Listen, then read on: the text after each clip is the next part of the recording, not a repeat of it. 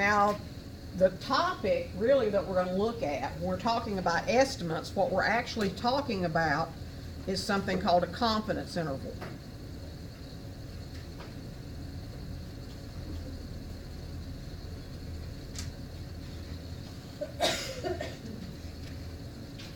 So that's the primary thing we're going to learn how to create. And as I said last time, we're moving now into, we've already learned how to create statistics from data, how to summarize data using statistics and graphs. We learned about probability, and the main takeaway on probability was that if a probability of something happening is low, as in 0.05 or less, then it's unlikely to have happened by chance.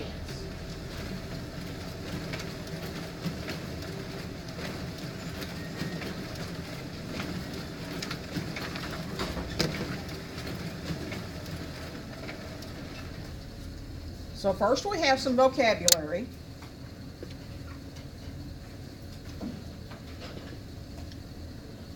First vocabulary word we have is a point estimate. A point estimate is a single value or a point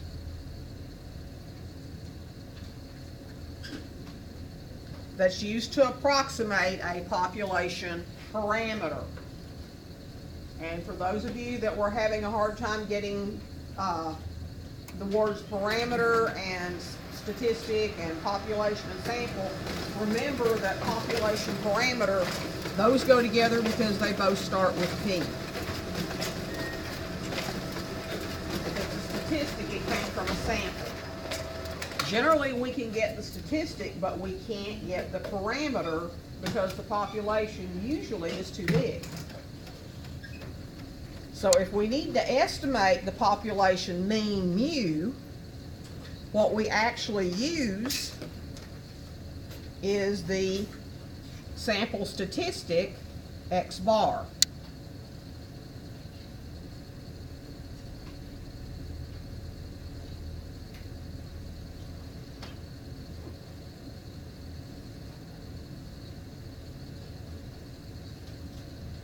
And the most unbiased, or the one that is the least likely to be tainted by our own trying not to be biased, or simply from the fact that somebody didn't take a good sample, the most unbiased estimator for the population proportion, which is a percentage, is called P hat.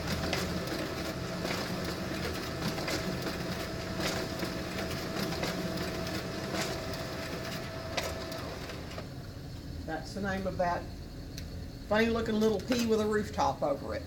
And then the most unbiased estimator for the population standard deviation, sigma, is the sample standard deviation, S. A confidence interval, which is called an interval estimate, is the interval that's used to estimate the true value of the population parameter that you're trying to investigate. For example, if we were trying to find the mean GPA for all the students at Northeast State, we might take a random sample and use X bar to estimate what that population mean is. Or if we were interested in estimating the proportion of all the Northeast State students who are freshmen, then we could take a random sample, again, from the population and use the proportion of the random sample that are freshmen to be able to estimate what the proportion of the entire population is that are freshmen. Or the same thing if we wanted to look for the proportion of students that are enrolled in a particular major. We could take a random sample of students and get P hat for a major, let's say business, and then we could infer from that evidence from that sample that that percentage is the percentage of the population, which is P, not P hat. So the percentage of the population that are business majors should be really similar to the proportion of the sample that are business majors. And we could do the same thing trying to estimate standard deviations. The only thing here that I'm going to mention is that we're not really going to do in this class any confidence intervals for the standard deviations, because that's not usually something we need to be concerned about. We're more concerned about the measures of center, which is the population proportion or the population mean.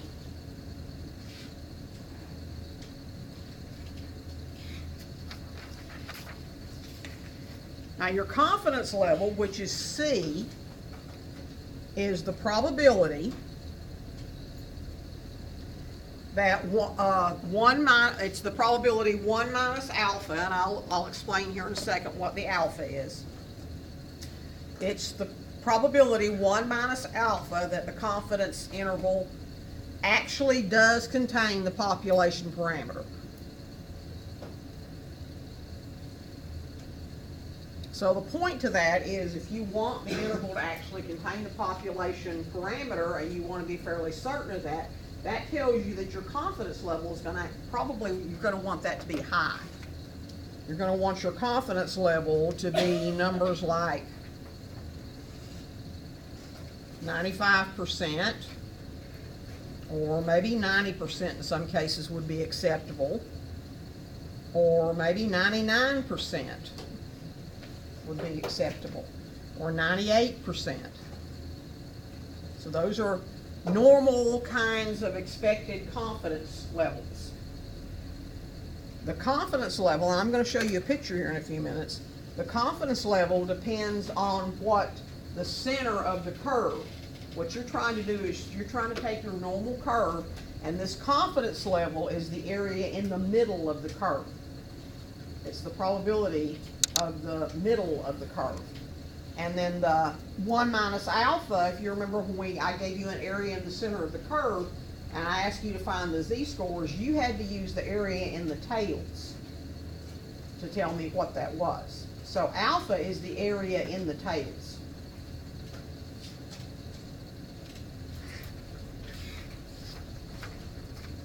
And the way that we're going to interpret a confidence interval is we're going to say that we're a certain percentage, which is our confidence level. We are C% confident that the mean or proportion, whichever it is that we're trying to estimate, goes back to the problem, is between, and this is going to be referred to as the lower confidence level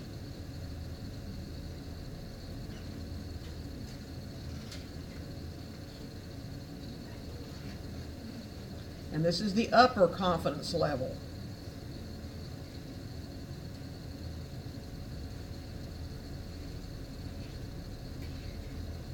And since we're going to get really, really tired of writing that, then we're going to refer to this as the LCL, and this is going to be referred to as the UCL.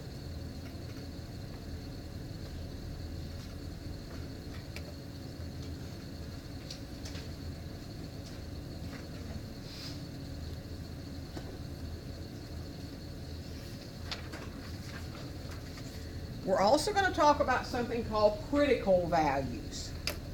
The critical value is the number on the borderline that separates sample statistics that are likely to occur and thus are within the confidence interval from the ones that are not likely to occur, which we want those to be on the outsides of our confidence level. And we're going to denote the critical value as the z-score, and the alpha over 2 is the area that is in the left tail of the distribution. Because we know that if we have a center area, that if we find the area in the left tail, it's going to be negative. And then all we need to do to know the z-score for the right tail is just to take the negative sign away and keep the number. And it is a z-score.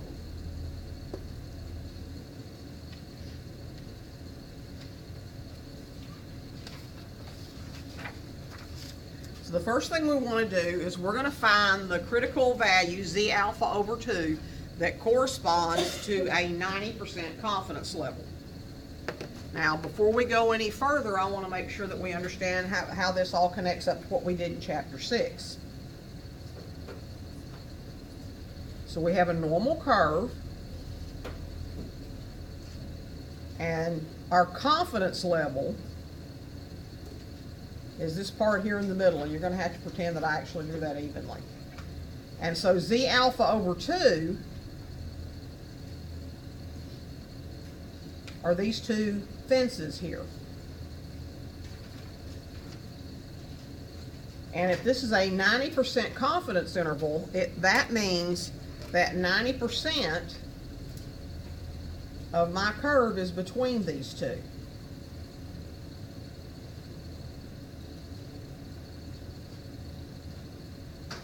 And so what that means is that the area that's in the tails, the alpha over 2,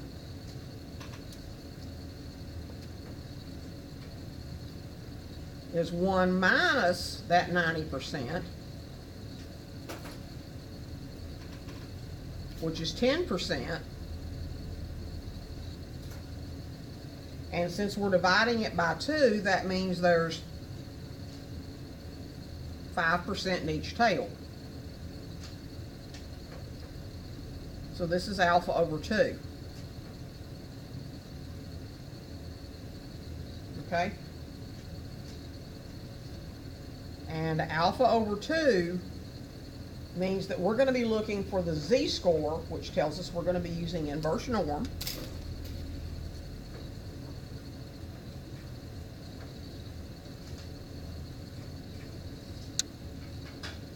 For the area in the left tail being 0.05.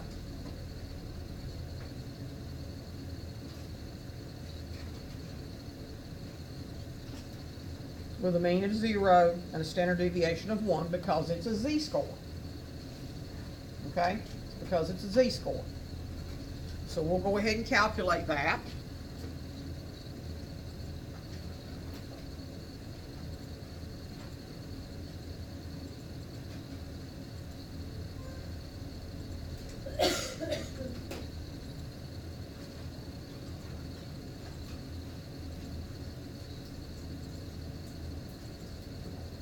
And we get a negative z-score, which we should expect because you know that your middle of your curve is at a z-score of 0. So that means that on this side z is positive and on this side z is negative. So our lower confidence, our lower score, our lower critical value is going to be negative 1.645. We're going to round that to 3 decimal places. And then that means your upper confidence critical value is going to be a positive 1.645. Okay? You don't have to calculate twice, you just calculate once. And then to get the upper score, then you just take off the negative sign.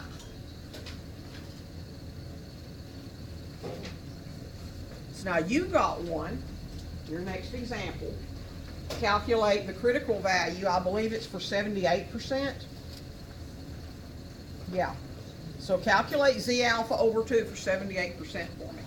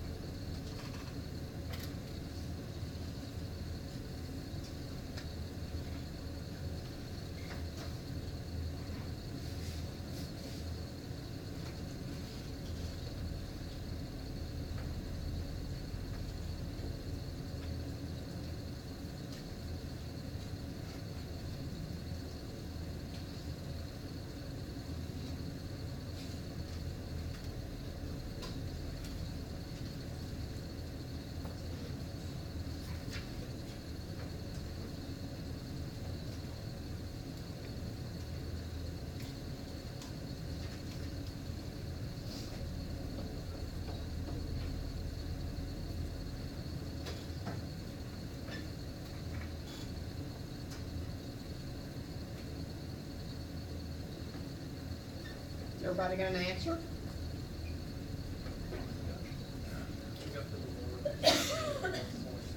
You got negative 1.227. Okay, how would you round that? If I told you, and last one I rounded to, because it actually rounded to 5, I rounded to 2 decimal places, or to 3 decimal places. So 227, if you actually wanted to round it, then it would be negative 1.28. Okay, but negative 1.227 is actually a better estimate. And that's one of the things that you're going to learn in doing this, is that if you do your confidence intervals by hand using 2 decimal place z-scores, you're going to get an answer that's close, but not quite. It's a good estimate. But if you use the routine in the calculator, which is going to be built in, we are actually going to do all of this completely by the calculator, then you're going to get better answers, because the calculator is actually going to use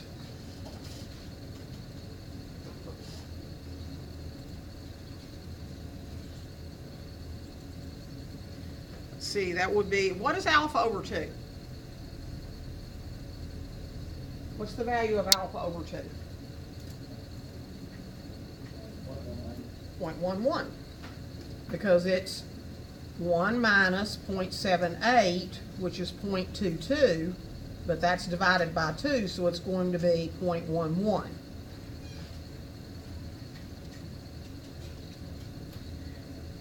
So yes, rounded to 3 decimal places, this z-score is negative 1.227,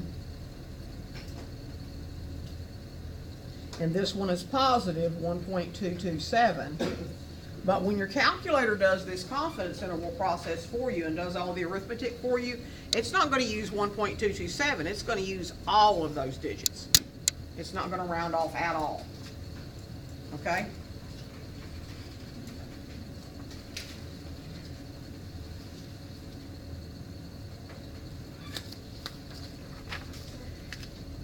So this is just a picture of the calculator screens that I've put in the PowerPoint.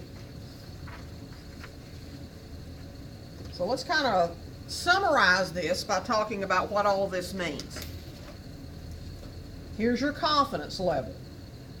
Your confidence level actually gives you this area under the curve because it's a probability. Remember, you're going to say, I am so and so % certain.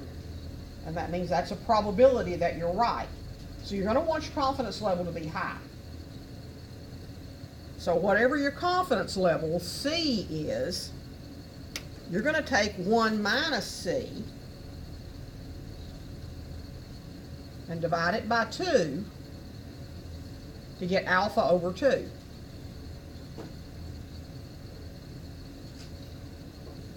Which is these numbers.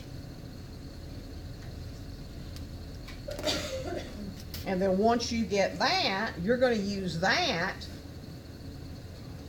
to get a critical value.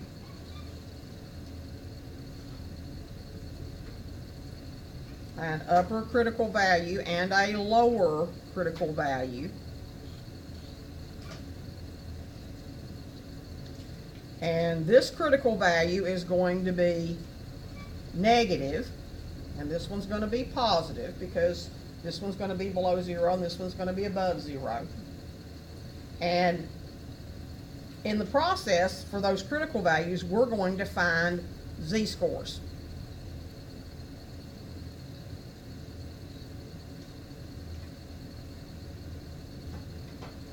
Okay? We still use the overall answer like z sub c plus or minus 1.227. Yes. Yes, you do. You can still write it down once and put in two different values.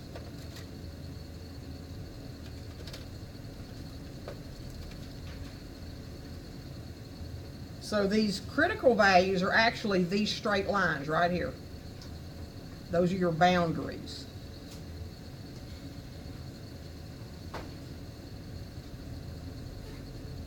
We're just translating them right now into z-scores.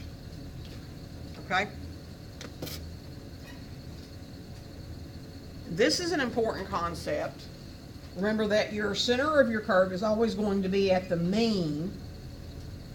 But the thing that you're going to learn is that when we're talking about proportions, your proportion, your population proportion is always going to be at the center of the curve.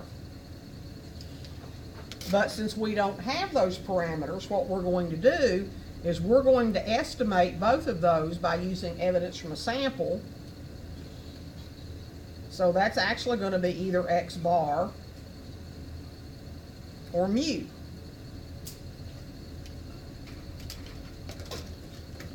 And then the other important part to remember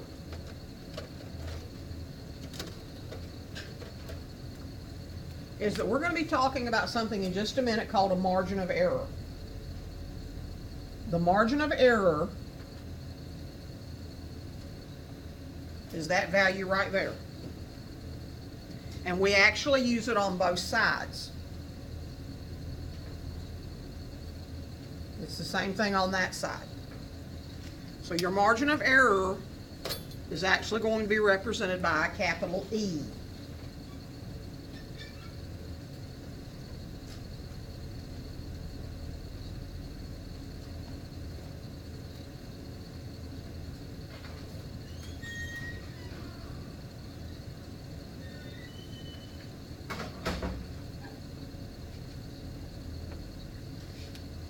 And E is going to be subtracted from either X bar. Excuse me, I wrote mu and I meant P. Y'all make that correction, please. So your margin of error is going to be subtracted from your X bar to get your lower confidence level, your lower critical value. And it's going to be added to either X bar or P to get your upper critical value. And that'll give you the endpoints of your interval. Give you your boundaries, in other words.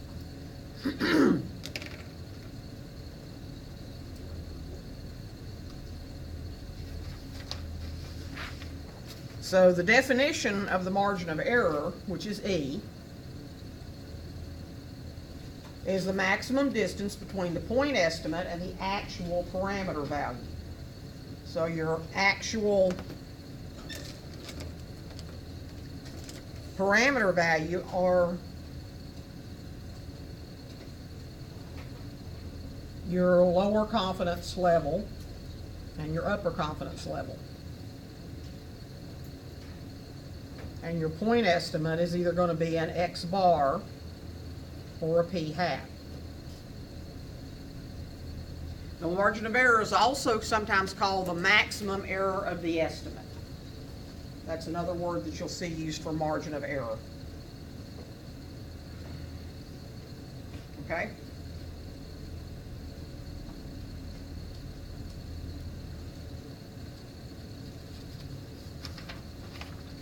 So let's practice a little bit here. Given that the margin of error, which is E,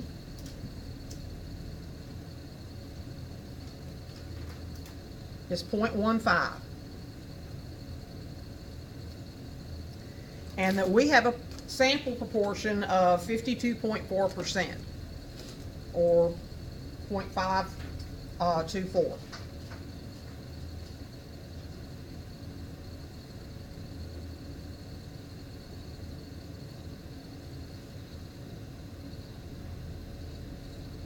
So that's our estimate of P. The way that we build our confidence interval is we put this value of P in the center, and to get our interval estimate, we're going to go from P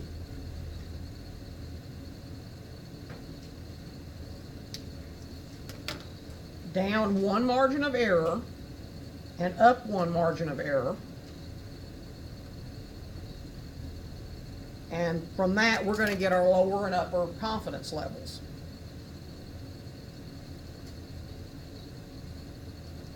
So we've got what we need to find this confidence interval, which is based around this.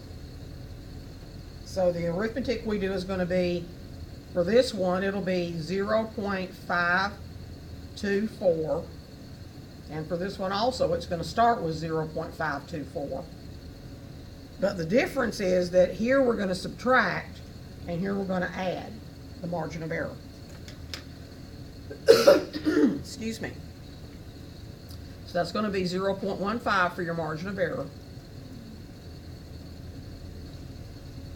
And we'll do a little arithmetic.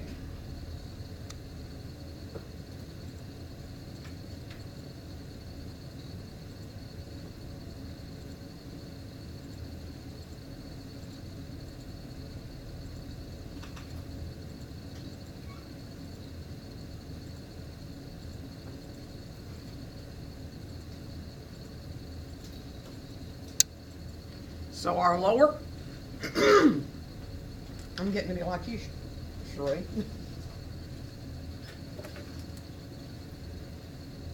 So our lower confidence limit is 0.374. And our upper confidence limit is 0.674. And then what that actually tells us then in terms of the problem that we're looking at, we don't have any context, but we can still say what the confidence interval actually means. It says that we are,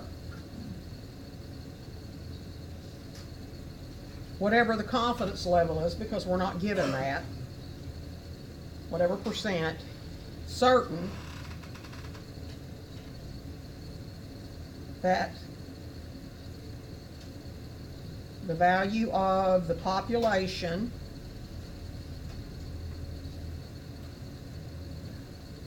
proportion is between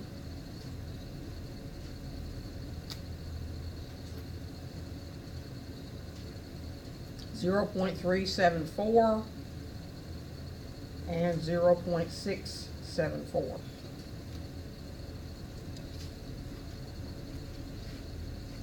Okay? So we're going to be writing conclusions for all of this because the arithmetic is not going to be the point here. You need to know what things are. You need to be able to visualize what the process is, but all of the arithmetic is going to be automated for you. We're just doing this so that you actually understand what's going on.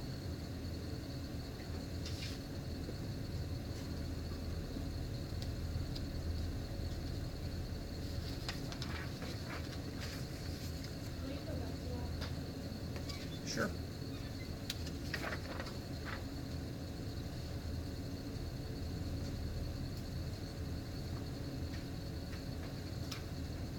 Yes. Okay.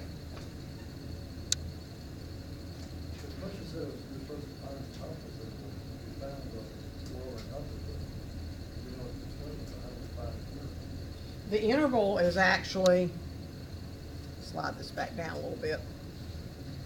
Confidence interval is actually this number on the lower end,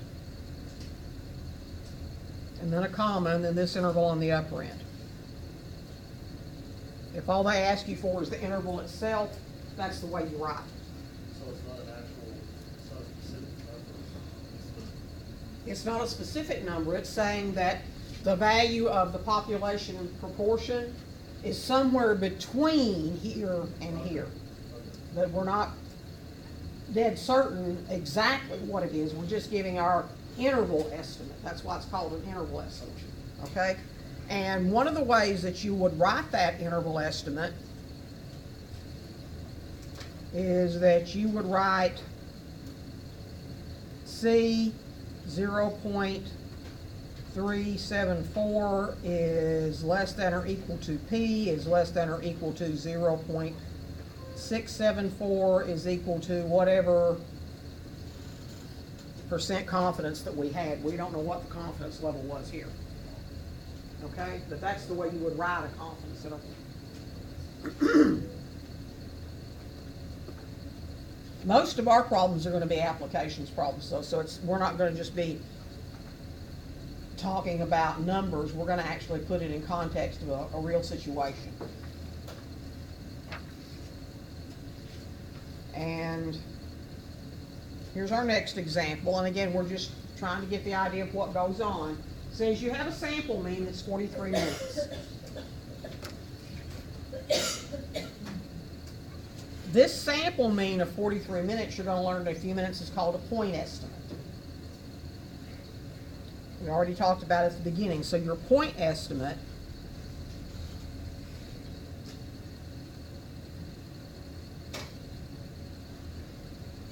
of mu is your x bar, which is 43 minutes.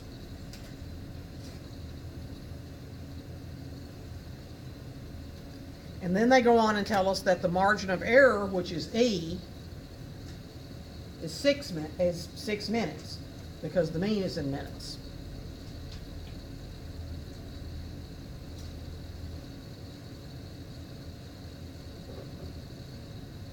And they want us to find the confidence interval. So what that means is we're going to, for the lower confidence level, and then we're also going to have an upper confidence level. For the lower one, we're going to take x bar, which is 43, and we're going to subtract 6 minutes. And then for the upper one, we're going to take 43, and we're going to add 6 minutes. So when we do that, 43 minus 6 is 37. And 43 plus 6 is 49. So our confidence interval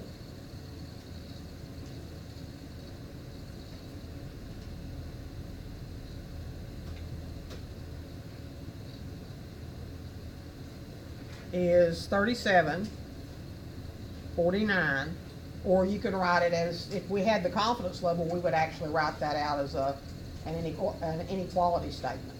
But since we don't have the confidence level, I won't have you do that right this minute. Okay? So with that, that's just the same saying, pretty sure it's between 37 and 40. Yeah. Whatever this mean, whatever that time is referring to, we're pretty sure that the population mean is between 37 and 49 minutes. Without having the C, we can't say exactly how sure we are. It's like getting an estimate on arrival time. Yes, that's exactly what it is. That's exactly what it is. Or maybe an estimate on the time it takes for a seed to germinate. Or on the time, you know, this is minutes, so it might be the amount of time it takes for your food to arrive in a restaurant.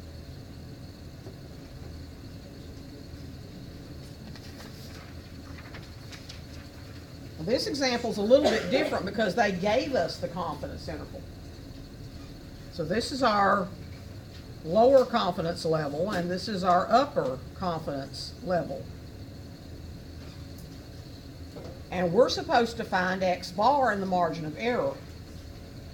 So what you need to remember is, first of all, this is whatever x bar is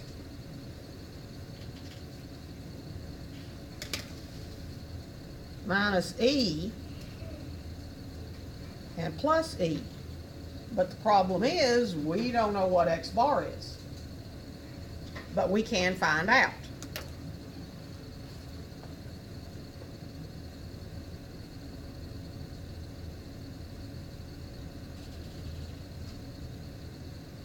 Because what we're looking for is the middle of this interval.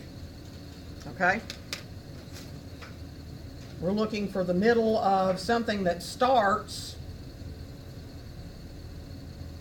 at 25.14 and ends at 31.66. So to find x bar, we're looking for what is dead center between those two. In other words, we're looking for a midpoint. We found midpoints before.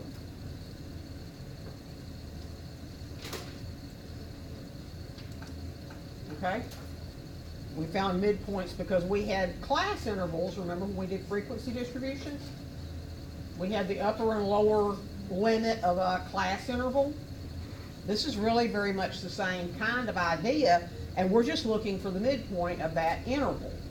So all we do to find the midpoint of that interval is we add 25.14 to 31.66 and divide by 2.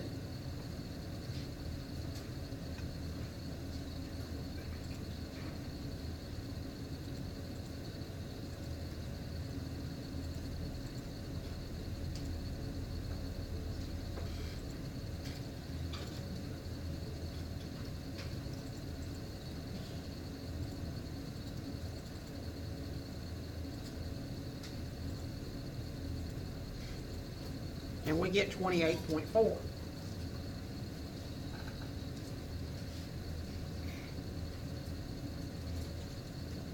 And that 28.4 then is our X bar value.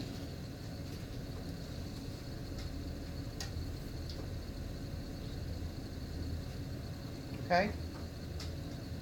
And that should make sense because 28.4 is between 25.14 and 31.66. So if you do this and you get an answer that isn't between these two numbers, you need to go back and think about what you did. Okay, because the number you get should be between these two numbers. And you get it by adding and then dividing by 2. So now we know what X bar is.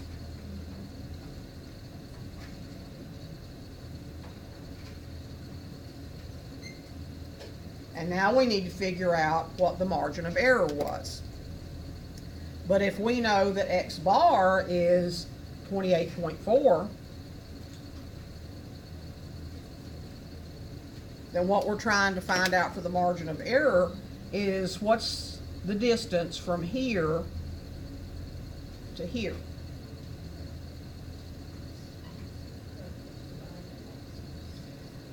You could actually just subtract it, 28.4 minus 25.14. That would be one way to do it.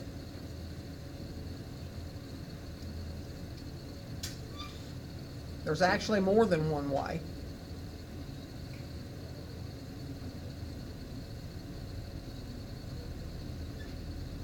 So the first method would be to take X bar minus the lower confidence level, or the lower confidence limit.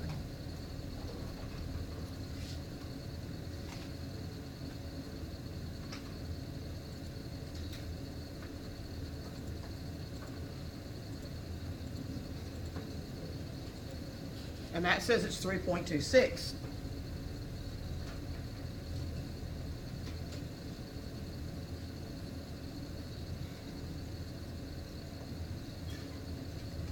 Or you could take your 28.4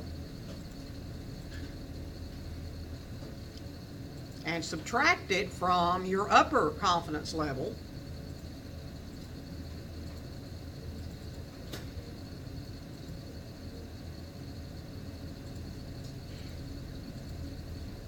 and you should get the same answer, and you do.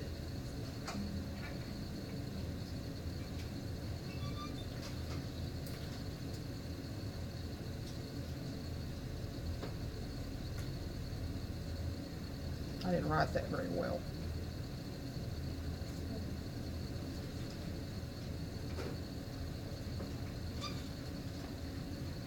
So that's method one, and it's a simple subtraction problem.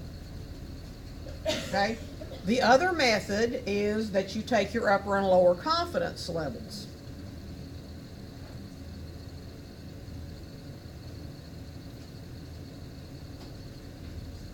So method 2 says that you take 25.14 and 31.66, and what you're taking into account is that this interval is 2 margins of error wide. So if you subtract 25.14 from 31.66,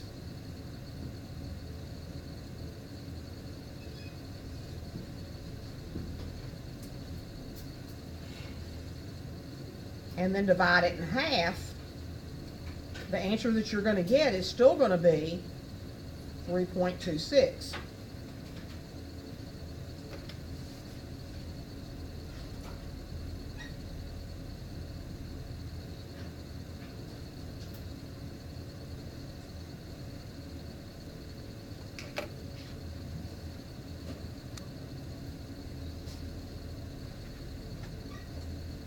Where did my mouse go? Come here, mouse.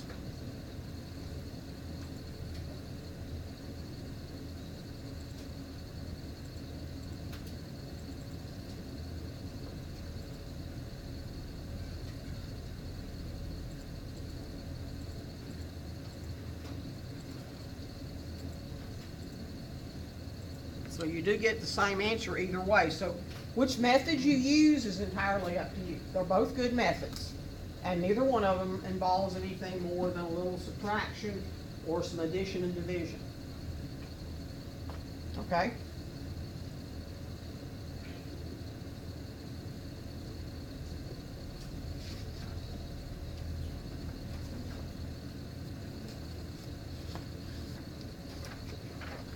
Now, our process, the overview of process, is that if we're estimating the mean, mu, when sigma, the population standard deviation, is known, the way we would calculate the margin of error is by taking that z alpha over 2 and multiplying it by the value of sigma divided by the square root of n. And you should recognize this from the last part of chapter 6.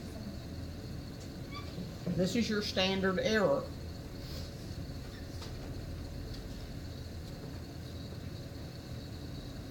Not to be confused with the margin of error. Okay, these are not the same thing. This is your standard error, this is your margin of error. And your z alpha over 2, again, is your critical value, or your critical z-score. Okay? So the way you build a confidence interval actually is you're taking x bar, in this case, minus the margin of error, is less than the actual population mean plus the margin of error. So we're putting the parameter in the middle. And since we have to know C to be able to calculate alpha over 2, then we're going to be able to say I am C% confident that the mean is actually between this number and this number.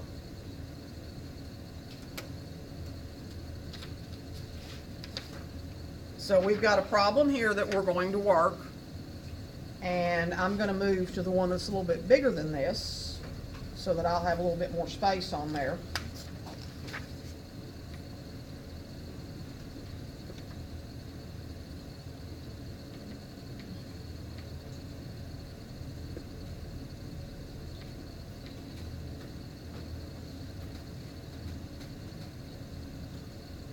So the first part of a problem says that a simple random sample of birth weights in the United States has a mean of 3,433 grams. Now pay attention to the fact that this is a simple random sample, and it is very important that this information come from a simple random sample, because that's the only way we're going to have a probability sample. And if we're talking about the sample, then we're talking about the mean being an x bar.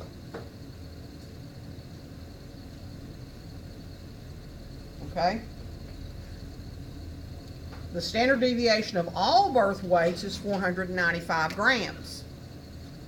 When that tells you that's all weights, that tells you this is a population parameter.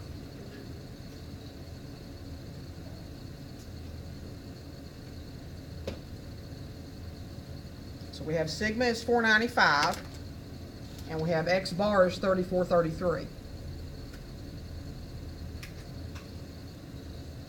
And then the remaining piece of information that you're always going to need to be able to do confidence intervals is how big was the sample.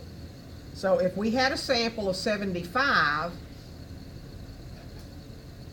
they want us to construct a 90% confidence interval.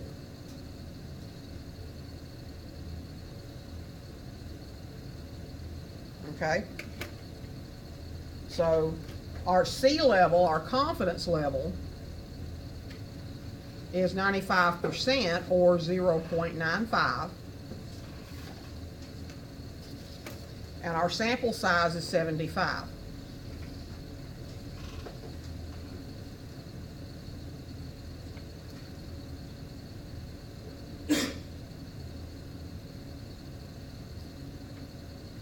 So from there, we're going to use the formula to construct the confidence interval. Our confidence level of 0.95 tells us that what we need to do is find the z-score that goes with the 95% confidence level. So our z-score, our z alpha over 2, we're going to find with inverse norm.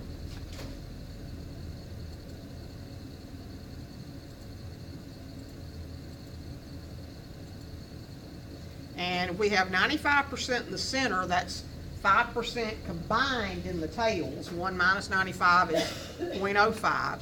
So just to be simple about it, I'm going to enter 0.05 divided by 2 so that I don't do any more arithmetic in my head than I need to. And then the means for z-scores is 0, and the standard deviation for the z-scores is 1. So our critical value is plus or minus 1.95, and we're just basically going to ignore the negative, because when we put it in the confidence interval formula, using the negative means that we're actually subtracting, and using the positive means we're actually adding. What do we put in inverse? 0.05 divided by 2. Shouldn't we divide that by 2 if we're not going on both sides, just on one side? No, we are dividing it by 2. Let me show you why we are. Because what we're doing when we're doing this process is we're saying that we have this 95% confidence interval up here.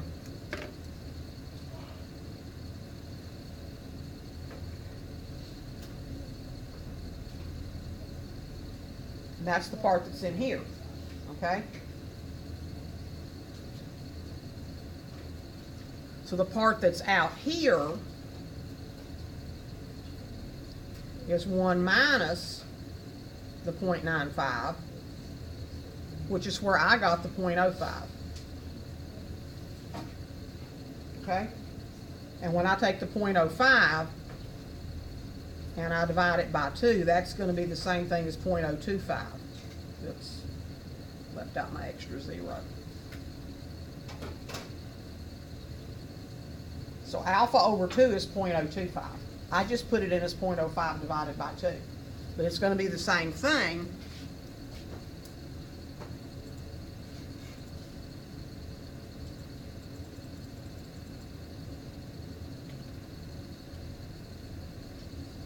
If I do it that way, it's still the same number. Okay?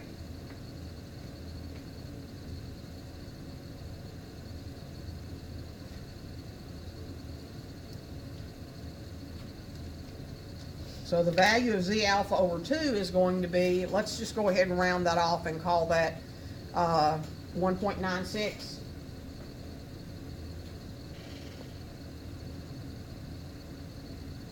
And we know that it's plus or minus, but our confidence interval formula is going to take care of that part for us.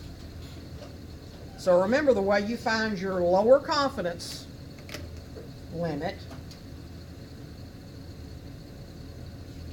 is going to be to take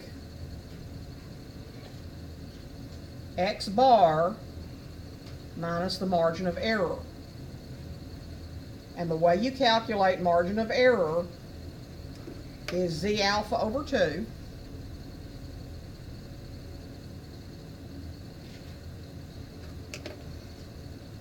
put my bar in there times the standard deviation divided by the square root of the sample size.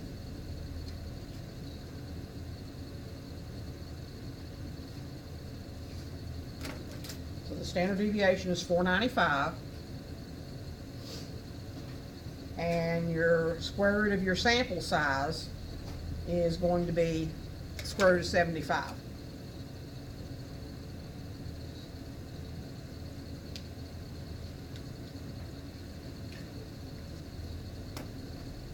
Everybody good so far?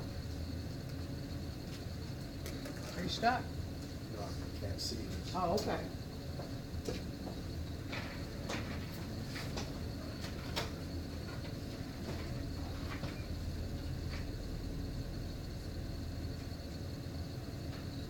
So at this point, we know what X bar is. X bar is given to us in the problem. It was 3433.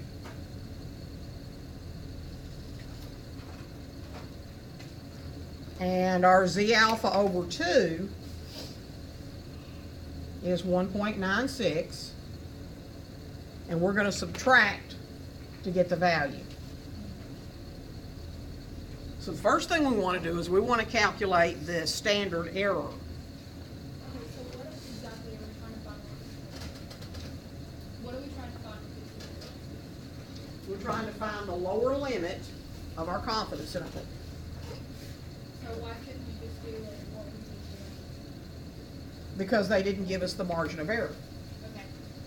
They didn't give us the margin of error, they only gave us the middle, so we have to actually calculate our own margin of error this time. Okay. Okay? So we're trying to find that, and in a minute we're going to try to find this.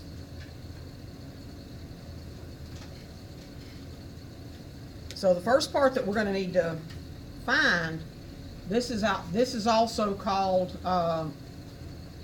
SE, just for short, standard error. So we're going to calculate SE first. So the standard error is going to be 495 divided by the square root of 75. Didn't need that second one. So that's about 57.157676665. We're not going to round that off because we need to multiply that by our z-score. What are we putting in first? We're putting in this part. That's the part we're going to put in first. We need to calculate that first.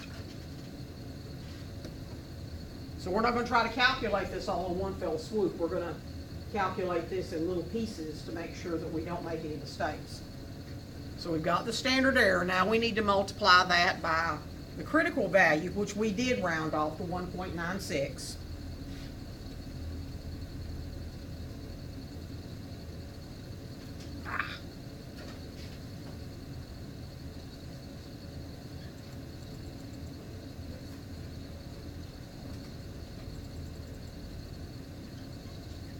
So we're going to multiply by 1.96.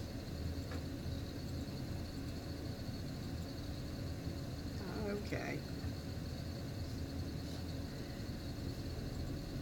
Didn't pick up my answer.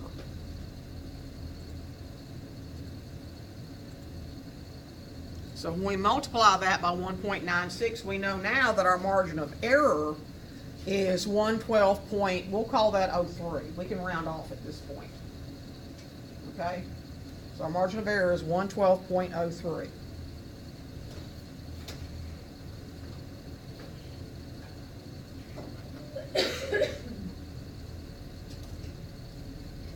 And that's what we're going to subtract from the mean, which is 3433.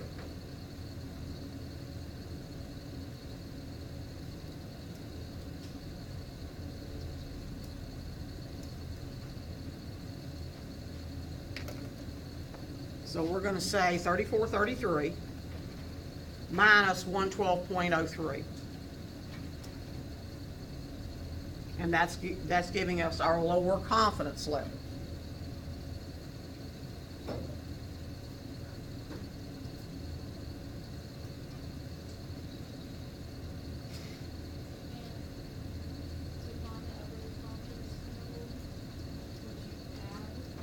That's exactly what you would do. You would just add instead of subtract. So we found our lower here at this point. Our lower is 3320.97. And now we're going to find the upper, which is X bar plus the 112.03. And we know that X bar is still 3433, so we're going to put in 3433 plus 112.03. So our upper confidence level is 3545.03.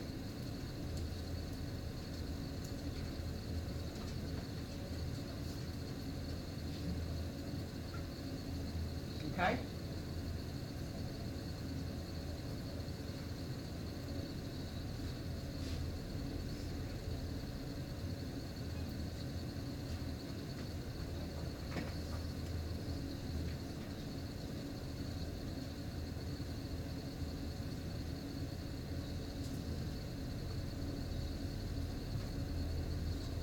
So our confidence level at this point, we can actually interpret this and get it back into the sample, referring to the problem.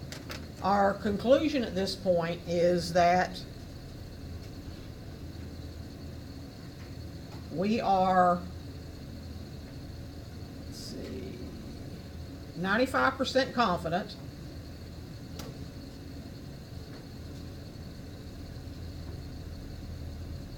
Or you can also use the word certain, 95% certain,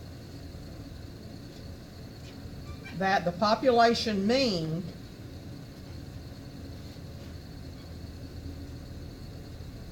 which is the mean birth weights in the United States is between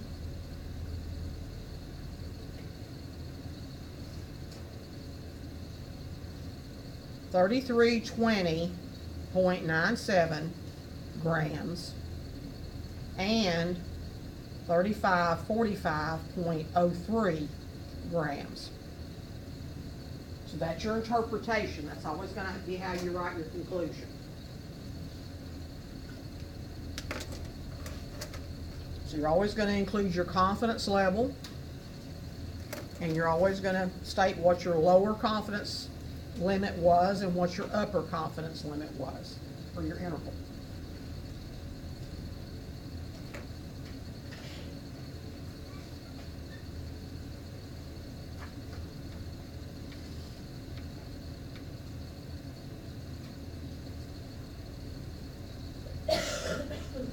So you see you have a lot of steps to make if you have to calculate this by hand. But none of the steps is really a difficult step as long as you have your process. The main thing that you're doing is adding and subtracting and some multiplication and basically taking the square root. And if you remember back at the first day of class, I said, you know, how many people think that you're no good at math?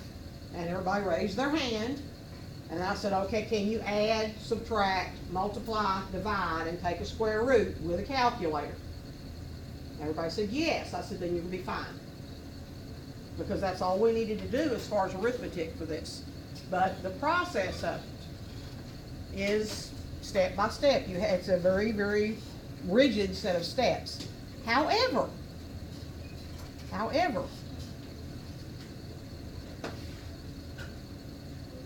pay attention, get your calculator out.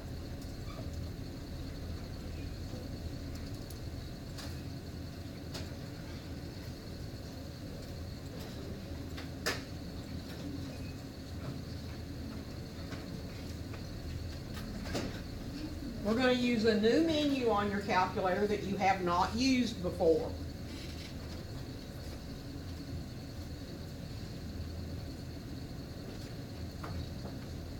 Before we go to that menu, I'm going to warn you. You still have to be able to do this. You have to be able to calculate, or actually pull those out of your problem. You have to be able to read your problem and pull that information out. Notice I didn't point to that. I only boxed in the point estimate, and since it was a mean, a population standard deviation, and a confidence level, and a sample size. So hopefully you can handle that. You have to be able to do this part. But then if you're willing to let the calculator do all of that arithmetic for you, then you press your stat button. And my calculator lay down and died.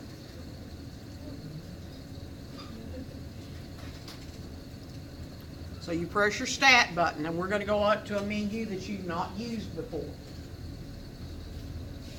We've used edit and we've used calc. Now we're going to go over to the last menu, which is called tests. And the first things that you see on there are all tests, which we're going to use in chapter 8. We're going to use all of those first 6 things in chapter 8 and chapter 9. Those are your hypothesis tests.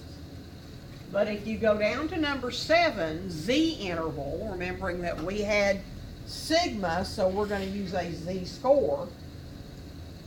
We're going to go down to z-interval. And it gives us the option at the top of the screen to choose data or statistics. We do not have the data. We don't have the 75 weights that made up the sample. We don't have that. What we have is we have the summary statistics that came from that sample. So all we need to do then is to go and feed it the information that we do have. It says the value of sigma is 495, so we tell the calculator sigma is equal to 495. Then you move down to your second piece of information. It's asking you questions as you go through this. That's really all it's doing, is it's asking you to give it the values. So it says, okay, what's X bar? Well, X bar was the 3433. And then it says, okay, how big is your sample?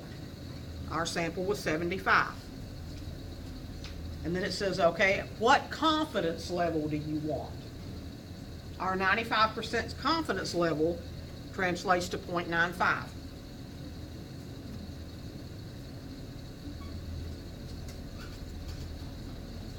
And so the last thing to do is calculate. Okay? Put your cursor on calculate and hit enter.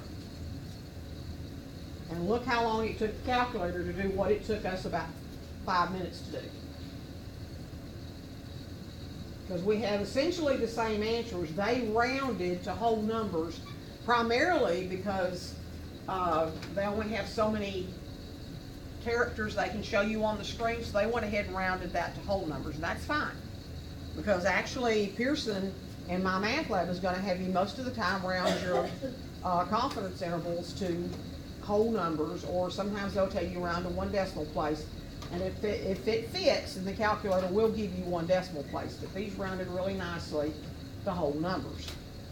Okay? Why do I go back to see what I've done wrong? Because mine doesn't look that good. Okay, let me come and look at yours.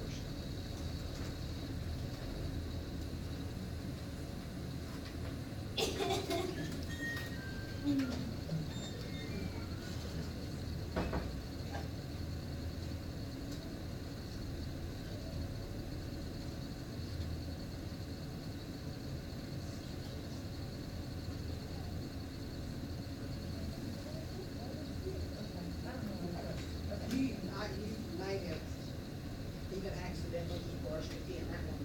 Your key stops there. Oh, Okay? So if you touch one, it's gonna go.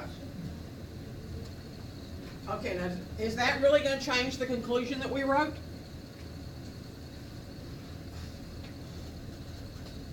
No. We'll just give it the whole numbers.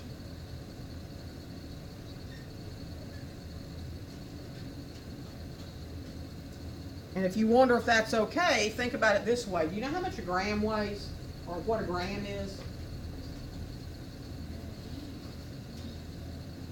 Is it a very big measurement? No, so is 0.03 of a gram anything you just round off? No. No, it's a very little amount, okay? In fact, if I remember right, I'm trying to think, a pound is 454, equivalent to the mass of 454 grams. Okay, so a gram is, you know, rounding off to the nearest gram is not a big deal. We're talking about weights. So now that you know the easy way, we will go on to part B.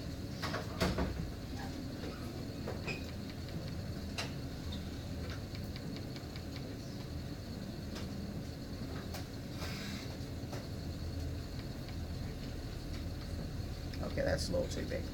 Are we still using the X bar and We're still using the same values.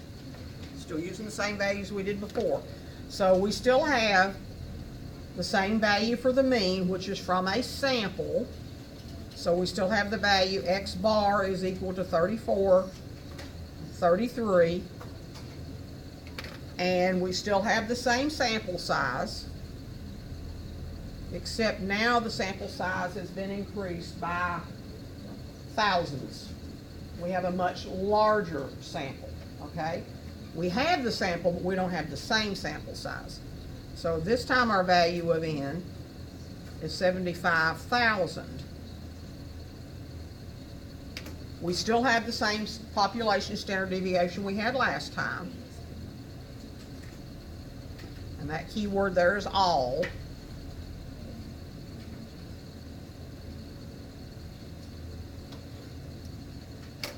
And we're still going to keep the same confidence interval.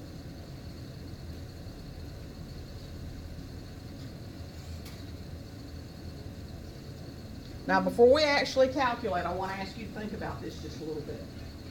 Our first estimate was based on evidence from 75 babies being born. Now our estimate is based on 75,000 babies being born.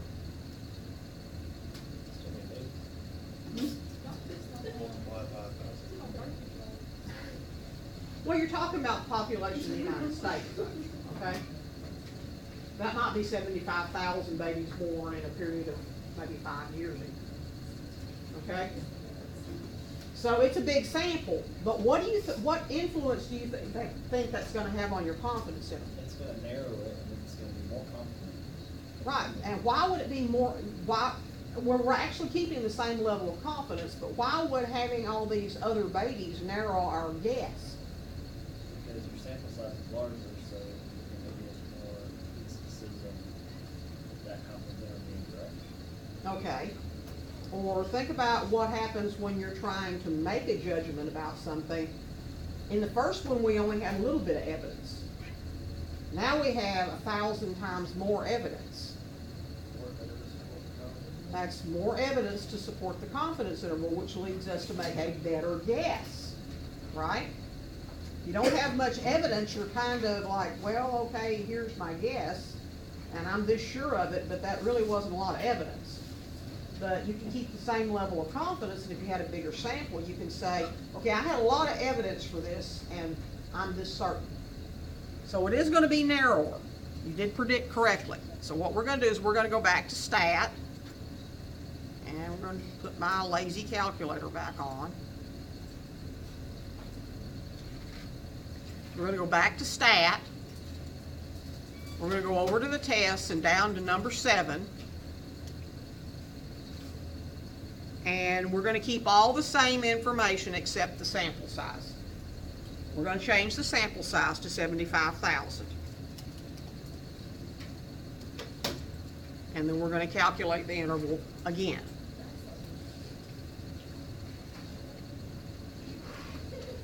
So our interval now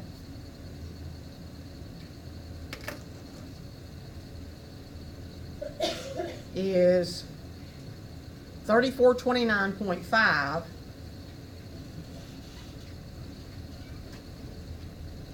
to 3436.5.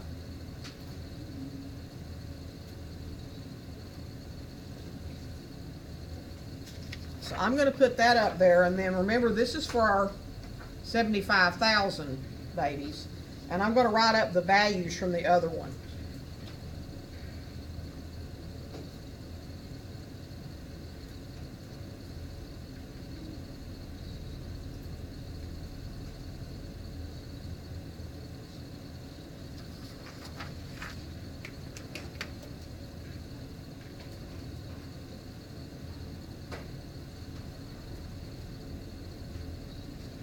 Okay, so just as you said, our new interval is much, much, much, much narrower. Very much narrower.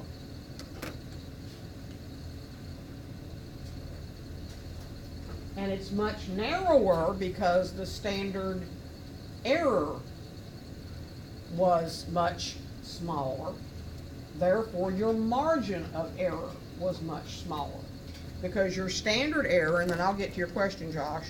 Your standard error, excuse me? He didn't answer it. Okay. For the road thing. Your standard error this time is 495 over 75,000. So 495 over 75,000, What's the, over the square root? Is it? a square root, yes, thank you, Zach.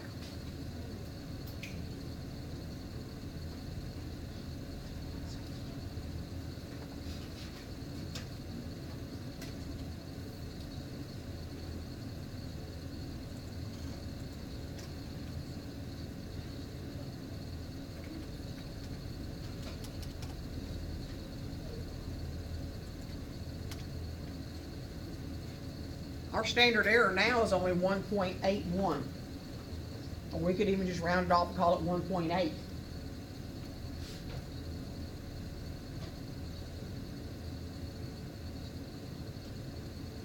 And our standard error before, well, I don't remember what it was, but it was considerably different.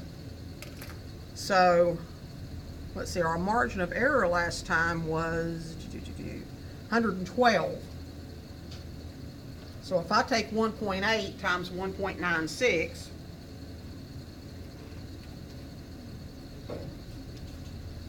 this is our margin of error.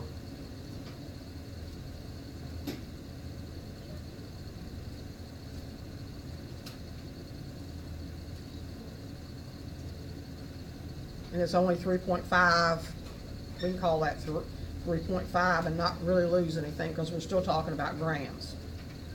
So there's your margin of error. And before our margin of error, when we only had 75,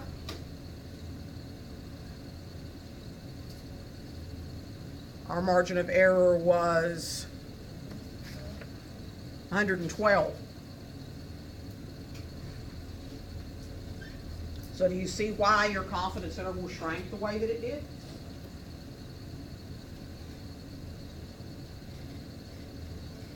Get the calculator back out of the way so you can see the whole thing.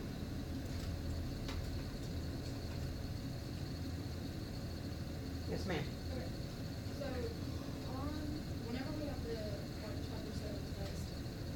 You're gonna do that. What? You're gonna do the calculator. that. We're gonna do the calculator way. Do you want us to write it on the test so we can get, like, full thing? You're going to show me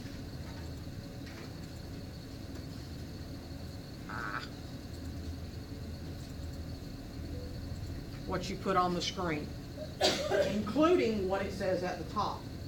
Because there's more than one kind of confidence interval, so there's 3 different screens that you'll have to fill in information, depending on what your problem is. But you can show me what you put in there.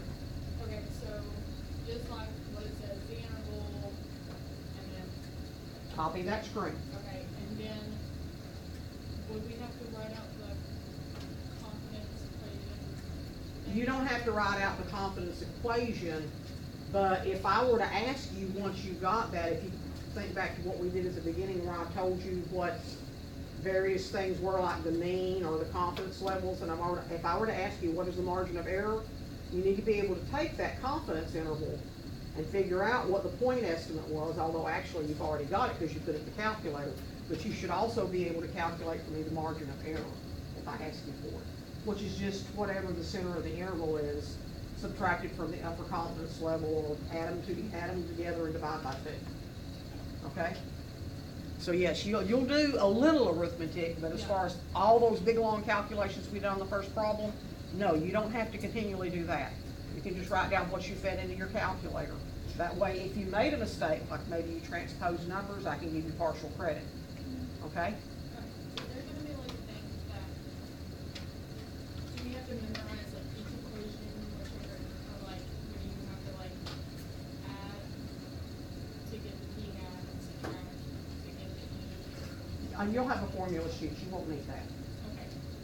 You'll have a formula sheet to do that. Okay?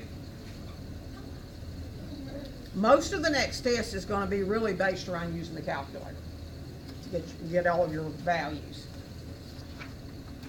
Okay. So, which of the preceding confidence intervals was wider? Well, we know that the one that had the more evidence was the narrower one. The one that had the smaller sample was the wider one, because the smaller sample meant we had a larger standard error, which then meant we had a larger margin of error. So even though standard error and margin of error are not the same thing, they're linked. If one's small, the other's small. If one's big, the other one's big. Okay? For the same level of confidence.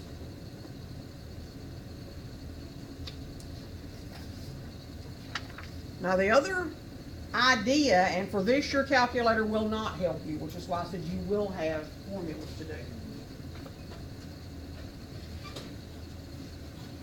In real life, sometimes a researcher that is trying to answer a question by analyzing statistics, they're going to have to gather their data, and they need to know how much data they should gather in order to maintain a certain level of confidence in their work. In other words, they're going to need to figure out a sample size. Okay?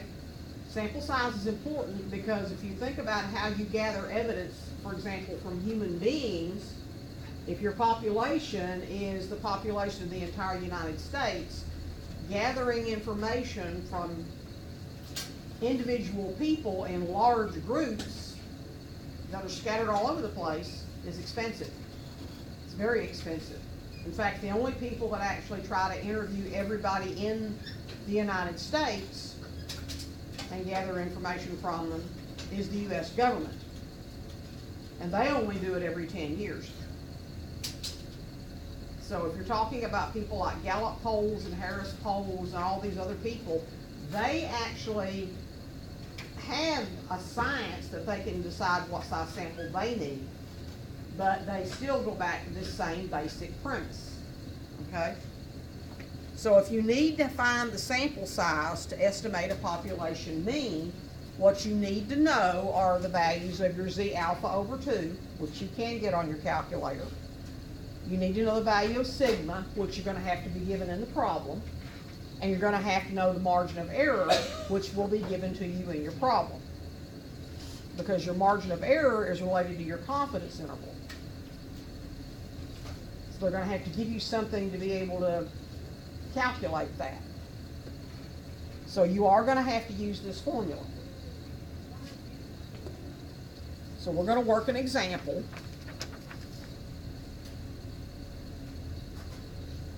And our example says what sample size is needed. So that's your clue. You need a formula. That's your big clue. You better be hunting that formula.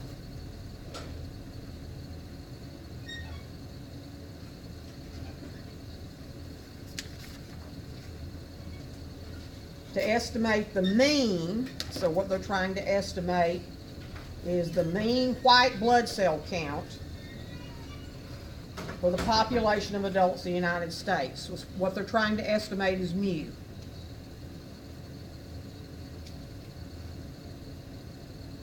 And assume that you want to be 99% confident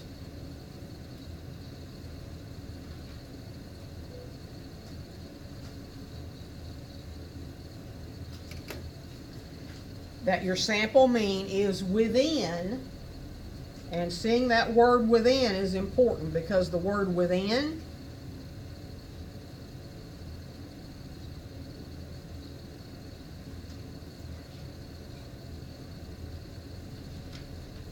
comes right before E. As soon as it says within, that next number is E. So E is 0.02.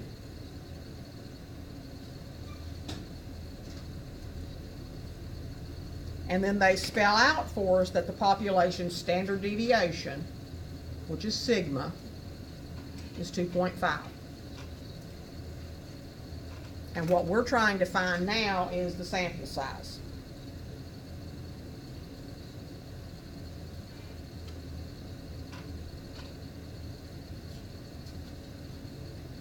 So the way that we find that sample size is we go back and we get that formula. So I'm going to write the formula for you first. Yes, Josh? Should that be plugged in? Oh, yes, it should be. Thank you.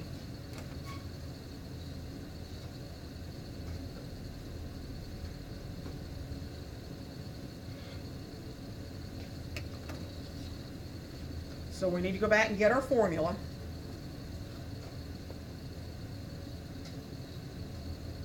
And the formula takes the value of Z alpha over 2, which we don't have yet, but we can get, and it multiplies it by the value of the population standard deviation, which is sigma, and then we're going to divide by the margin of error, which is E, and then once we do that arithmetic, our final step is to square the answer. Okay? Now, we're going to use the confidence level to find Z alpha over 2. That's why they have to tell you the confidence level. I will also, so that you don't always have to do this, I will include some common values of Z alpha over 2. I'll give you a table of them, and I'll show you what you're going to have on the test before you get the test. Okay? But there's a little short table of about 10 common confidence level critical values that I'll go ahead and give you, so that you don't, every time you have to do this problem, you don't have to go and say, okay, let's do inverse norm, and what was the area to the left again? You can actually just look on the table. But for now, we're going to have to do inverse norm. And if we're 99% confident, that means we're willing to be 1%. We're willing 1% of the time that our answer is not right. Okay, and that 1%, 0.5% of the time it's going to be lower than what we say, and 0.5% of the time it's going to be more than what we say. So that's why you split that 1 minus C. So if we're 1% and we're taking half of that, that's 0.5%, which is 0.005.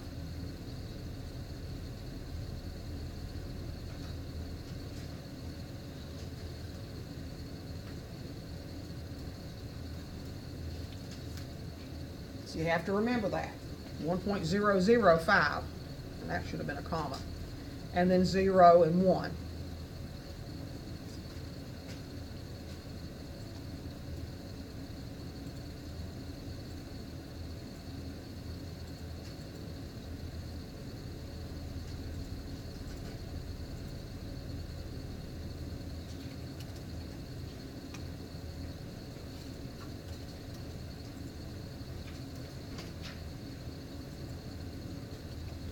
So our Z-score, and for the purposes of doing this problem, we can round that off to about 3 decimal places.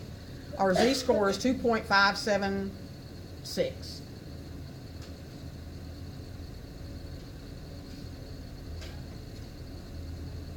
And it doesn't matter whether it's positive or negative, because when you square whatever you did in here, it's going to turn into a positive answer anyway, because your sample size, of course, has to be positive. So 2.576 for your Z value. Your value of sigma was 2.5. And your margin of error is 0.2. So we're going to multiply the top two and then divide by the margin of error. And then the last thing we're going to do is we're going to square the answer.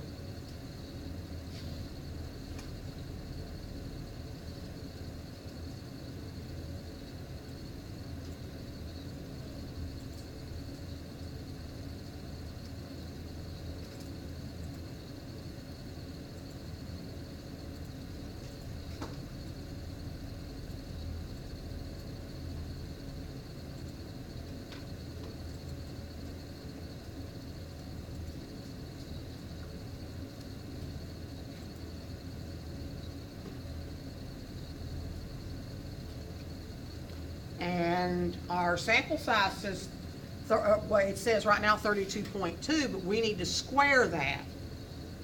So we hit the X squared key.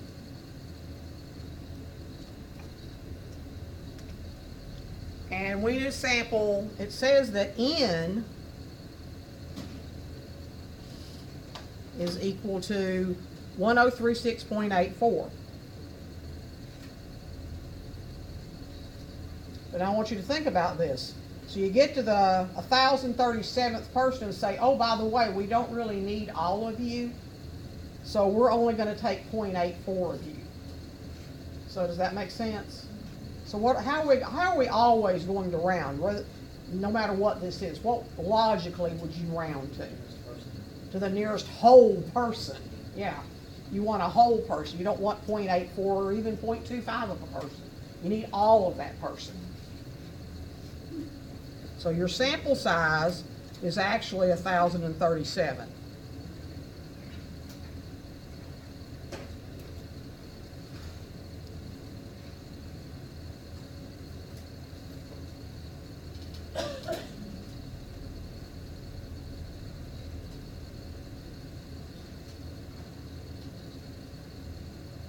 So it's 1,037 adults, and pardon my very sloppy three.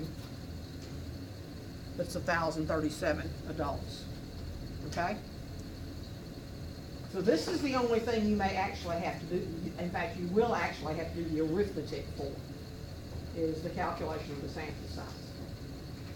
But I'm giving you the formulas, and I will give you the most likely z values, okay?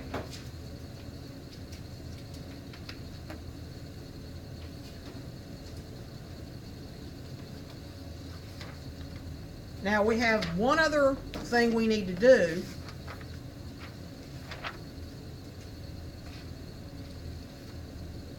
And we're still going to use the calculator for this. So while this is something added to what we've got, we also have to take into account, if you don't know the population mean, how likely are you to know the population standard deviation? And you're highly unlikely to know. If you don't know one population parameter, why would you know the other one? It doesn't make any sense. Okay? So in order to use a normal distribution to find confidence intervals for population mean mu, you needed to know the value of sigma. But when sigma is not known, this is an important point. When sigma is not known, you can actually use the sample standard deviation, which is S,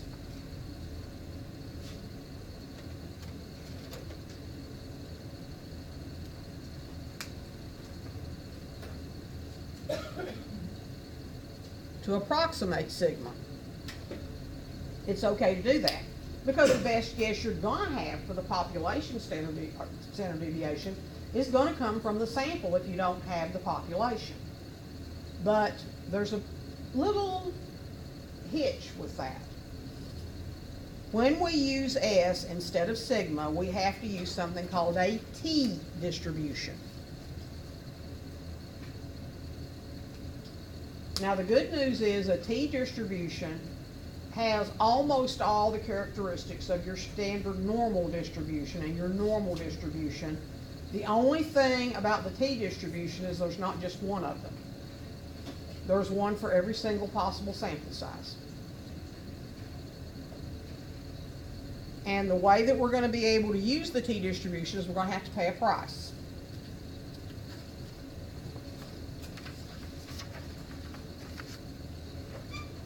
So just like the normal distribution, the T distribution is bell-shaped and symmetrical around the mean.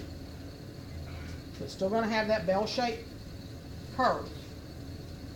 I'm going to skip over this one and come back. The total area under the curve equals 1, just like the normal distribution. The mean, the median, and the mode are all 0, just like your standard normal distribution. The thing is that as the degrees of freedom increases, the T distribution is going to be closer to the normal distribution. Now, if you remember toward the end of chapter 6, what we did last time, we talked about paying attention to the sample size. If your population's normally distributed, doesn't matter how big a sample you've got. If it doesn't say it's normally distributed, we had to back off a little bit and say, well, okay, is the sample at least 30? because a sample of 30 or more was considered big enough. Okay? Well, now we're going to refine that a little bit. This degrees of freedom thing.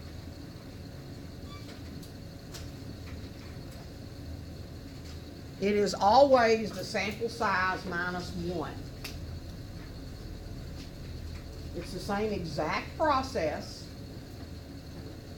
No changes, the same exact process we did before. On the calculator, it's a slightly different choice that we'll look at, but it's exactly the same process if we're going to do this by arithmetic that we used before. But the n minus 1, the reason that that 1 is there is because if you make one guess about the population, that's all good. You're allowed to make one guess. There's no price.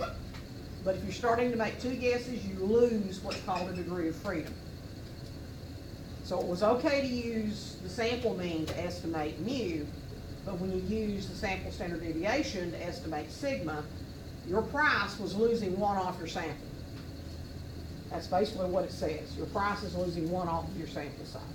It's not a big price to pay, because that tells you which t-distribution to use. Your sample size determines your t-distribution.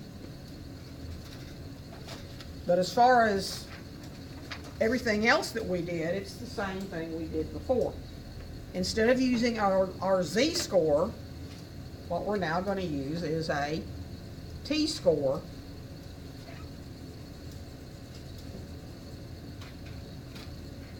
We could actually use the calculator to look up the t-score, but we don't have to, because the calculator already knows how to look it up. So we're going to feed the calculator the information and let it do what it does.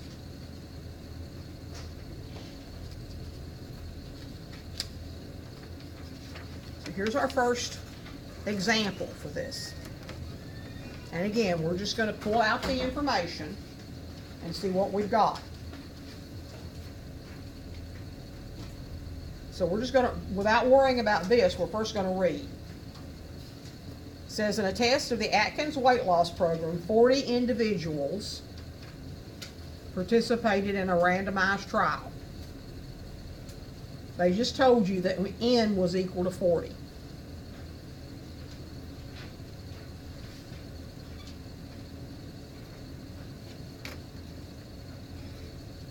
Says after 12 months, the mean weight loss was found to be 2.1 pounds. And that came from the sample, so that's X bar.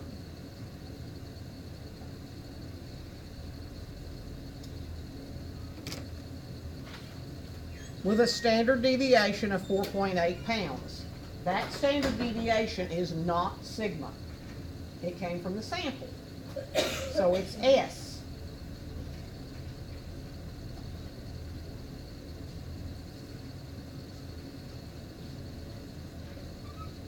And then the first question that they ask us then after that is, what's the best point estimate of the mean weight loss of all overweight adults? And that mean they're asking you about the point estimate for is they're trying to find out what's the best point estimate for mu.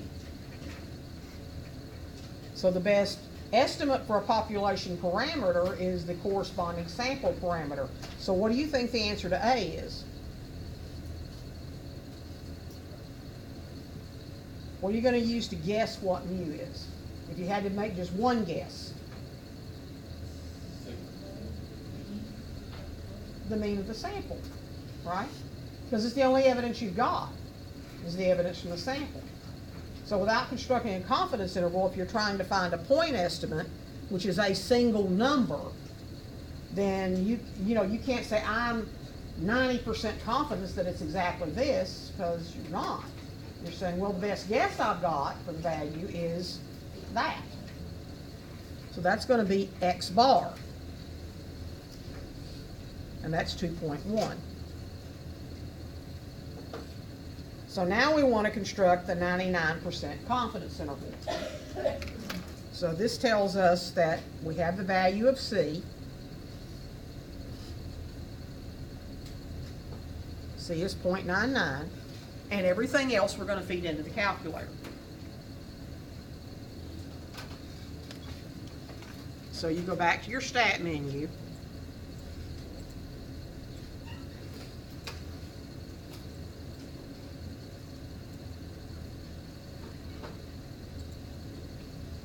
You go back over to your tests. And notice when you get to Z interval, there's an arrow pointing down. You've seen that arrow before. It says there's some more stuff down there. So we're going to keep going down and see what else there is. And the very next thing that there is down there is a T interval. Okay? So we choose T interval. And notice that it looks a whole lot like the one for the Z interval. Does it ask you for anything you don't know? Nope. You know everything that you need to know. So it asks you first for the mean, which is 2.1. Then it asks you for the sample standard deviation. Doesn't ask you for the population standard deviation. It says give me the sample standard deviation. So that's 4.8. And then it says, okay, how big's your sample? 40. What's your confidence level? 0.99. Is X for bar over, is that what it is? Mm-hmm. I thought we had to remove one from the sample size. Your calculator will do that for you. Oh, it's so smart. It is very smart. It will do that for you. Just like it's going to use the confidence level to go back and find your T-score. Okay? So it knows all that stuff. And you just go down and hit calculate. And notice it thinks a little bit longer on this one, because it has more arithmetic to do. It has to calculate the degrees of freedom, and then it has to go find the right T distribution, and then it has to go find the critical T values. So it has a little more work to do, but it still got done a lot quicker than we would have. So the 99% confidence interval is 0.04484.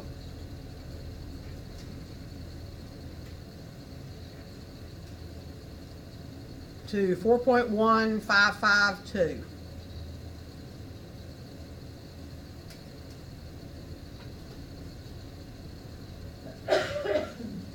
So we need to interpret what that means.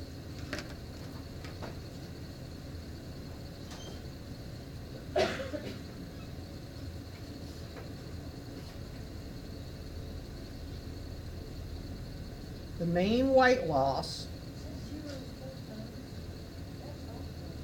Well, yeah, that was going to be my next question. That's awful. After 12 months? For people on the Atkins weight loss program,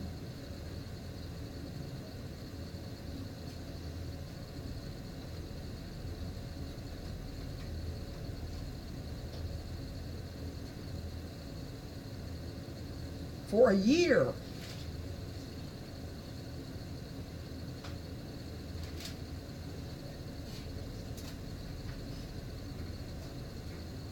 is between 0.04 pounds and 4.16 pounds.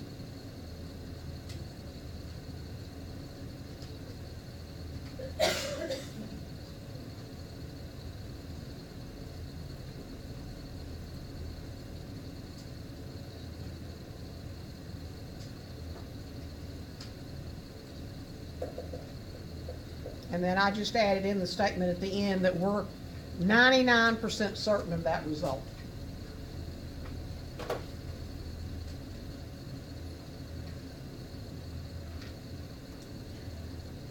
Now, does anybody have any questions about how we got to where we are right now before I ask you the more relevant question?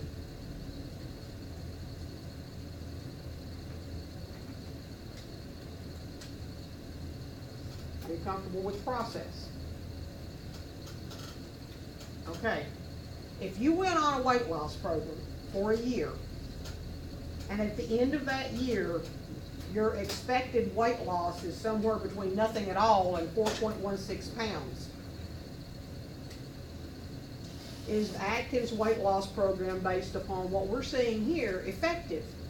You weigh 50 pounds, 40 pounds. Yeah, maybe if you weigh 40 or 50 pounds, but, you know, most of us don't, and probably most of us don't want to. So, no.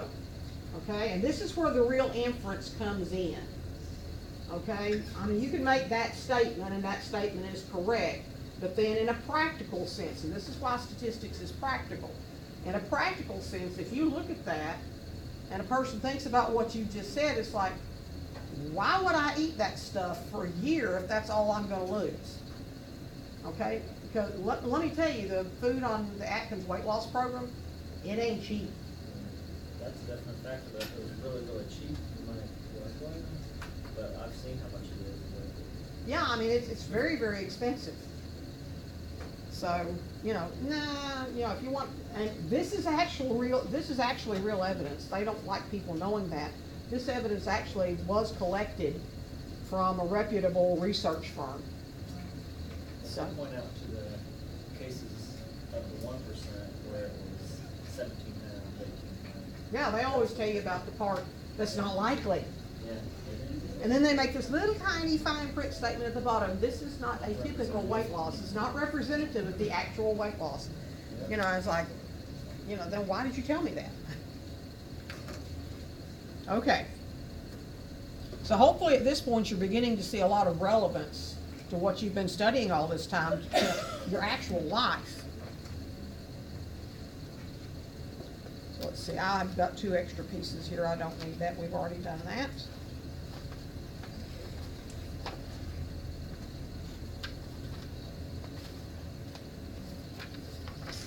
Okay, here's another one. Maybe more relevant to people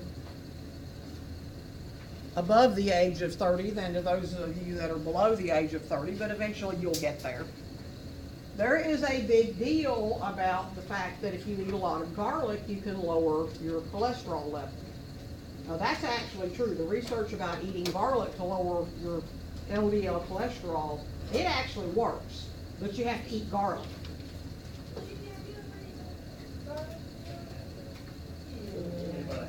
Yeah, it's not a big.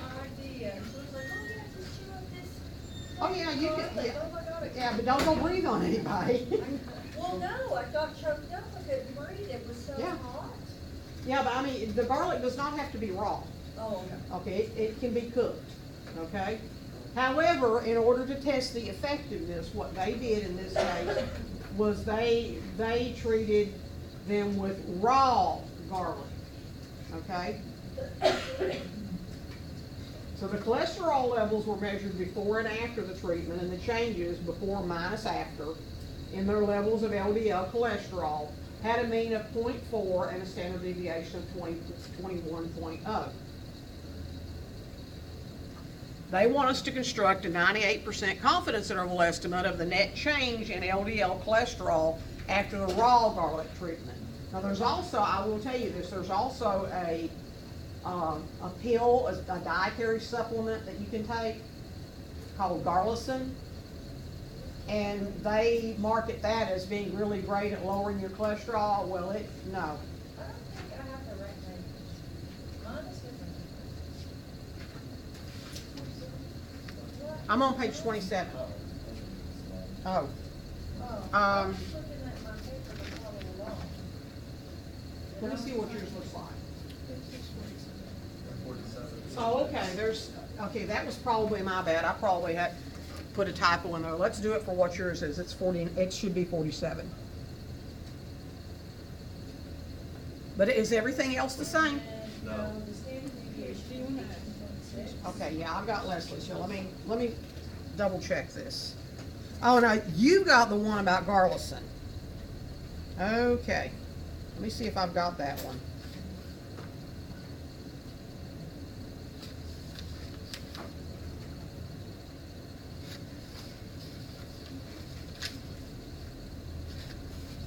I had both of them, and apparently I put the one for garlic in here, so let's use the one for Garlicin.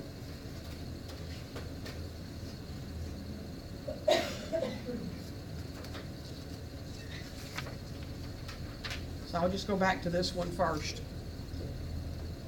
Okay, so it was 47 subjects, and they're treated with Garlison.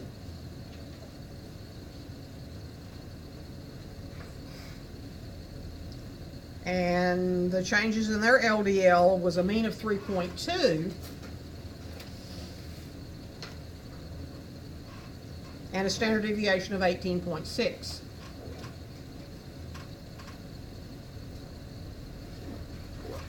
So that's what you got, right? Yes. Okay. So the first question again is, what's your best single number estimate for the mean change in their LDL cholesterol? 3.2. That's going to be the 3.2.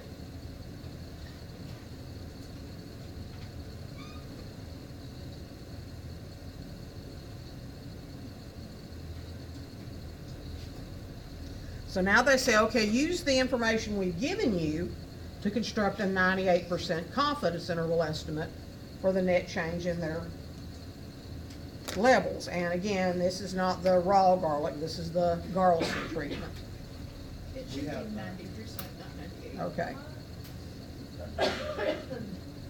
So we'll change that to 90%. So it'll match what you've got. And I'll be sure and I'll change out the PowerPoint too, because I think the PowerPoint is based on what I have up here for the notes. So I'll change the PowerPoint rather than change your notes. So we have to figure out what we know from this then. So we know a mean, that's 3.2.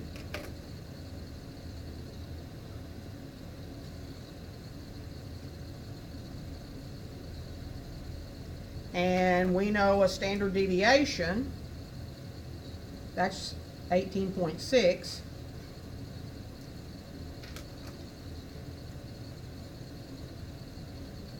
And there's something missing here, and I, Equals 47.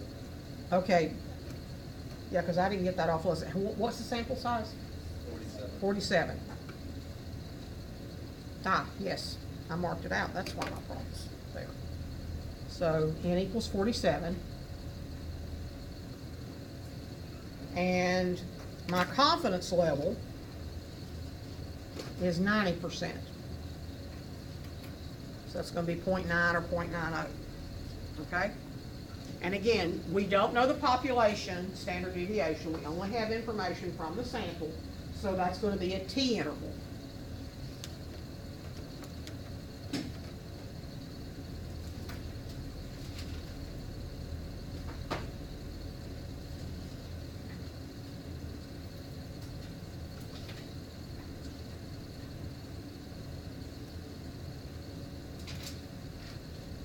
So that's a big thing to remember. If you have a sample standard deviation, not sigma, the population standard deviation, you have to use a T interval.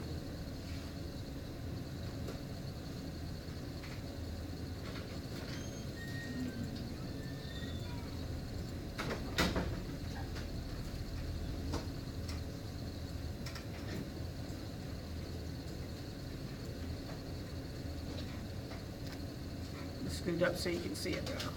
That help? Yeah. So we're going to hit stat and go over to tests and scroll down and find number 8, the T interval. And then we just enter in what we know. And what we know is that the mean is 3.2 and the standard deviation is 18.6. And the sample size is 47. And our confidence level is 0.9. So make sure you've got all your information entered. Make sure that you make a note of what you put in for everything. You know, get in the habit of drawing that calculator screen so that counts as your work. Okay? And then we have our confidence interval now in just a few seconds.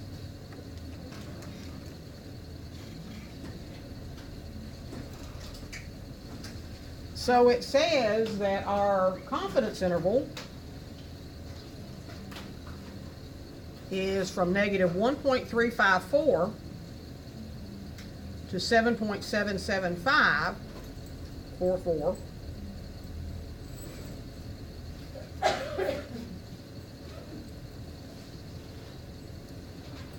And our confidence in that is 90%, but we need to actually interpret that in English. And we also need to be realistic about what this means.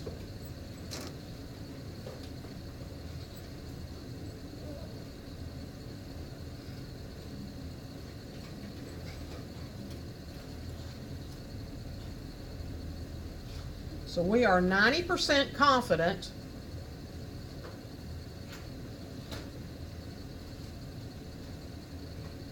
that's the actual change in the population's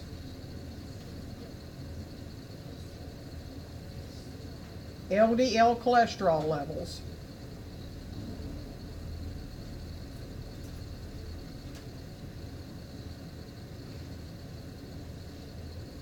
was between negative 1.354 milligrams per deciliter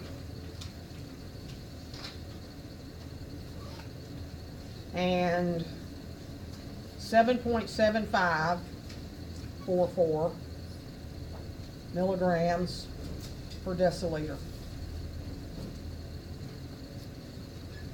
So that's just a flat-out statement. Now let's try to interpret that into, is that a relevant change, or what does that change actually mean? Should you take that supplement? And the answer is no. I mean, if this was, you know, this one, yeah, if you can lower it by that much, that might be worth it, maybe. But that's the high end. What does this mean?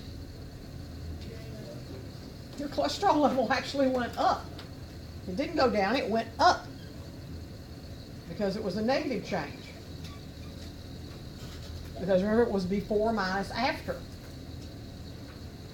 So they shouldn't have taken it. It actually made them worse, the people that were on this end. So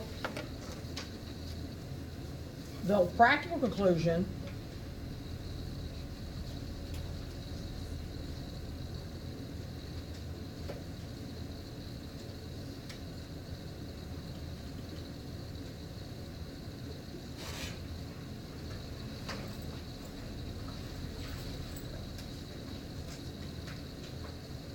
Garlison treatment is not effective to lower the LDL. End of story. Right? Don't buy the stuff, it's not worth it.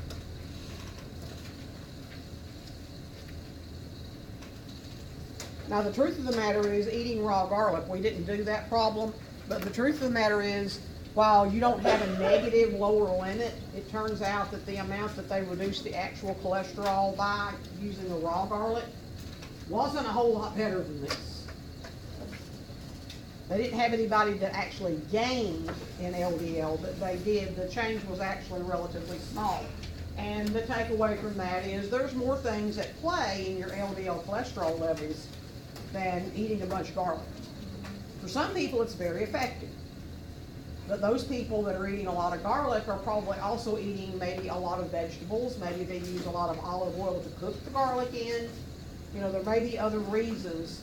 And basically, LDL cholesterol is contingent a lot upon genetics. You can do some, but you can't cheat Mother Nature. Okay? Now, we're at a point that I think we need to stop, because what we're going to enter into in the next class is we're going to talk about the same things we've been doing, but instead of talking about means, we're going to talk about proportions. Okay? So we'll finish up next time. Hang on to your notes. And if you want the extra assignment so that you can drop one you might be missing, be sure and do your test grade analysis.